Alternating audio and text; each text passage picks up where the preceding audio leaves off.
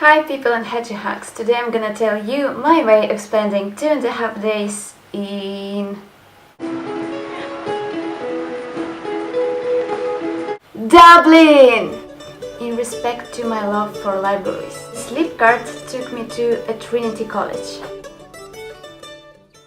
I wandered around the square a bit and then found my way to the museum. Cost of the ticket is 14 euros, and behind the doors you will see Book of Kells and other ancient books.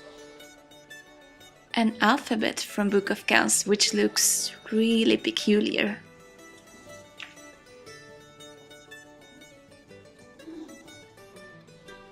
And the natural materials, thanks to which that book is so colorful. And of course, last but not least, the long room. It's really long room.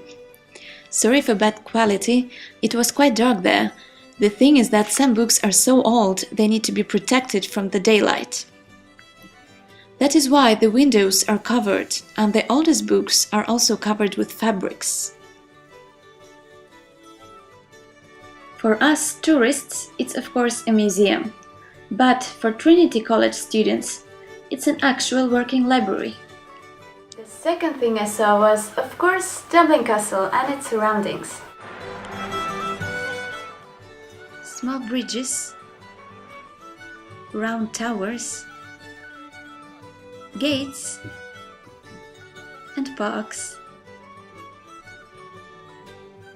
tiny gardens, and so colorful walls. Next thing I wandered around were churches, and they actually look like castles.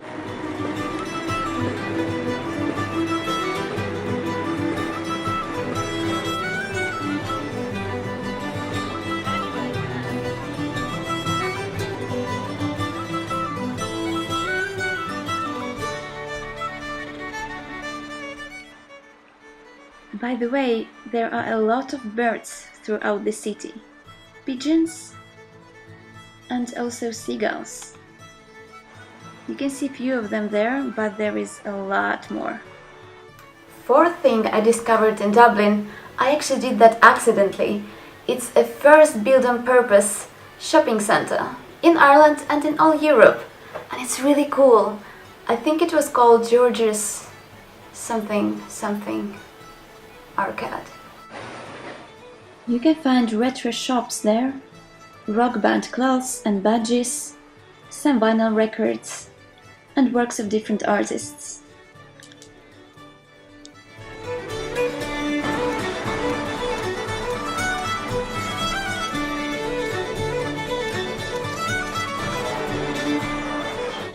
Next thing I enjoyed, streets of Dublin!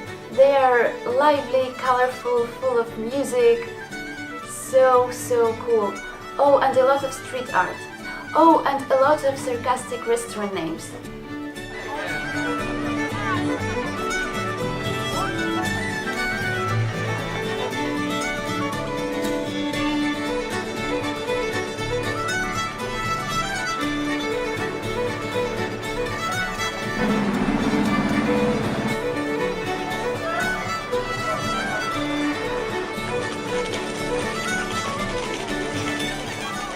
It's hard not to notice in Dublin street musicians, because they are everywhere. There is a lot of them. If you are making a travel video and you're searching for some kind of soundtrack, you don't need to do that in Dublin. Hear for yourself.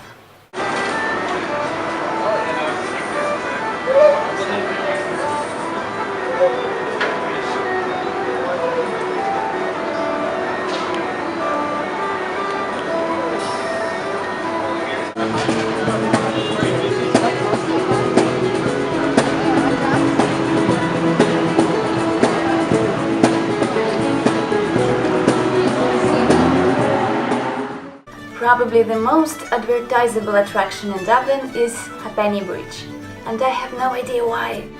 Do you? It's sure pretty, but I don't get it. So I took photos and videos from each side of it to get sure I don't get it.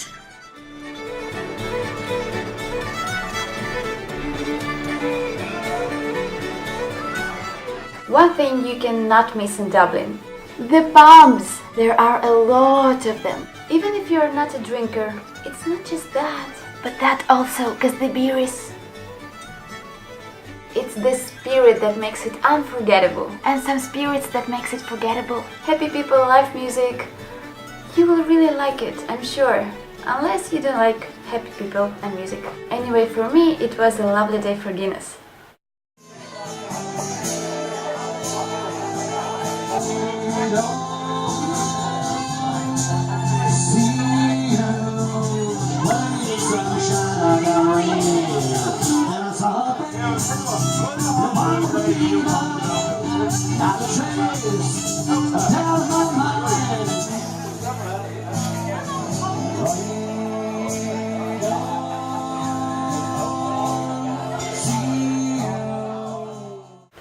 As you know, or don't know, Dublin is a birth town for many good writers. Of course, I could not skip the fact that Dublin breathes literacy. Breathes literacy. Is this even a normal English sentence? Of course, I could not miss the fact... Blah. Of course, I could not miss a memorial dedicated to a great man who wrote plays, poems, and some of my most favorite fairy tales ever. Oscar Wilde. A man of wise words and interesting aphorisms, witty, humorous, and quite realistic. It's interesting that the sculpture approached two sides of Oscar Wilde very literally. So one side of his face is joyfully smiling, while another one is of a sad and broken man. The statue is situated in the corner of a park. So you can see one side as you come closer, and another one as you walk away. Which makes him look kinda drunk if you look from a front. His wife Constance settled in front of him. I would say all that settlement is quite symbolic. After all been said, it's not a miracle that Dublin is packed with bookshops. And one of them became a city attraction for me. I've spent a lot of time there, picking books that would cost twice or even thrice more in Finland. Some bookstores are huge. They have new book sections, second-hand sections, and all possible genres.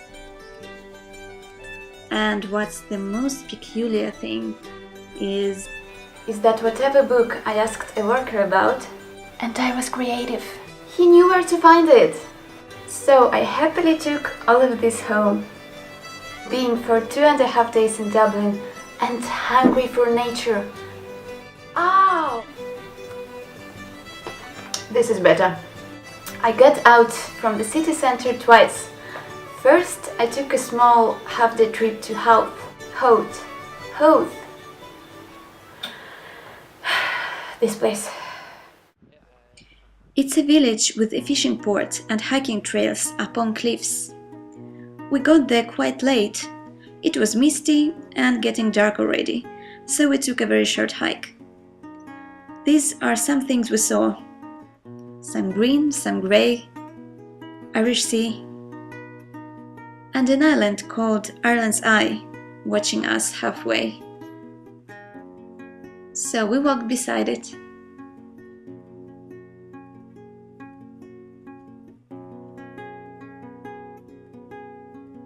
Up to the hills, with a really beautiful view. From there, the path takes you up to the cliffs. By the time we got there, mist already swallowed the horizon. Before it got dark, we only had time to approach the rocky hill in the shape of a turtle, and then we had to turn back. Sea turtle?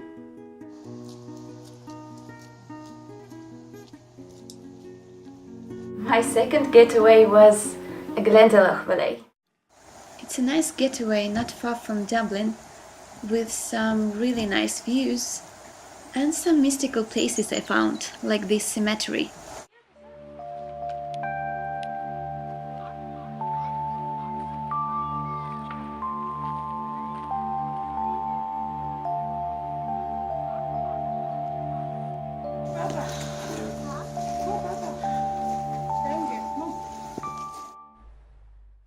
You will encounter some lakes and hills there, and really pretty views.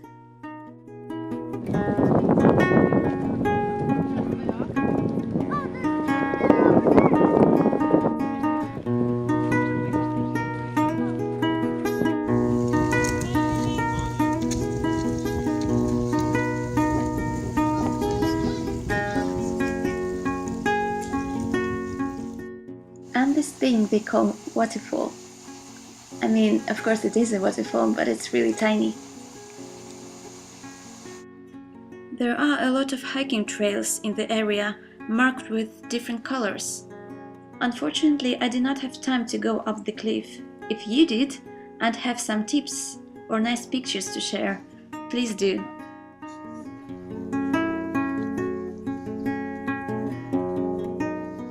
These were all the things I discovered in 2.5 days in Dublin. Please share with me your list of things to see in Dublin. And thanks for watching. See you again. Or not.